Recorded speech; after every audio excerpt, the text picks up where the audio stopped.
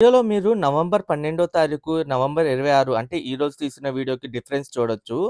Left side వీడియోలో ఏంటంటే gravel ఒకటే పోసుకొని హైట్ లెవెల్ పెంచుకొని మొత్తం లెవెలింగ్ చేసుకుంటూ వెళ్లారు. ఇంకా రైట్ సైడ్ వీడియోలో మధ్యలో ఏదైతే బీఆర్టీఎస్ రోడ్ భాగం ఉంటుందో దానిపైన ఏంటంటే కంకర్ చిప్స్ అంతా వేసుకొనైతే వెళ్లారు. ఇప్పుడు ప్రెజెంట్ వర్క్స్ అయితే జరుగుతున్నాయి. మధ్యలో ఉన్న రోడ్డు వరకు రెడీ చేద్దామైతే అనుకుంటున్నారు. మధ్యలో బీఆర్టీఎస్ రోడ్డు వరకు. ఈ సీడ్ యాక్సెస్ రోడ్ ఏంటంటే 3 వరుసలుగా ఉంటుంది. అంటే 3+3+3గా అయితే ఉంటుంది. దాంట్లో మధ్యలో ఉన్న రోడ్డు భాగం వరకు ముందుగా కంప్లీట్ చేద్దామనైతే అనుకుంటున్నారు.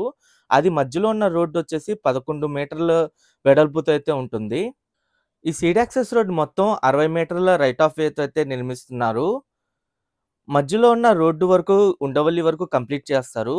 అలాగే ఉండవల్లి దగ్గర ఒక స్టీల్ బ్రిడ్జ్ నిర్మాణ పనులు కూడా జరుగుతున్నాయి. ఆ స్టీల్ బ్రిడ్జ్ వచ్చేసి ప్రకాశం బ్యారేజ్ నుండి వచ్చే వెహికల్స్ గానీ, ఉండవల్లి నుండి వచ్చే వెహికల్స్ స్టీల్ బ్రిడ్జ్ ద్వారా ఈ సీడ్ యాక్సెస్ రోడ్డు ఎక్కడానికైతే ఉపయోగపడుతుంది.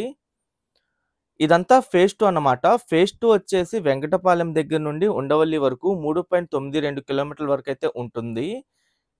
ఈ ఫేజ్ 2 తర్వాత ఫేజ్ 3 నిర్మాణ పనులు కూడా జరుగుతాయి. ఫేజ్ 3కి సంబంధించిన టెండర్‌ల ప్రక్రియ జరుగుతుంది. ఆ ఫేజ్ 3 మొత్తం ఎలివేటెడ్ కారిడార్ వస్తుంది. ఉండవల్లి దగ్గర నుండి కనకదుర్గమ్మ వారధి వరకు అయితే ఉంటుంది. అలాగే ఫేజ్ 1కి సంబంధించిన అండర్ గ్రౌండ్ డ్రైనేజ్ పనులు గానీ, పవర్ లైన్స్‌కి సంబంధించిన పనులు గానీ, వాటర్ సప్లై నెట్వర్క్‌కి సంబంధించిన పనులు కూడా చాలా స్పీడ్‌గా జరుగుతున్నాయి. ఇక్కడ మీరు చూడండి రైట్ సైడ్ వైపు ఈ డక్ట్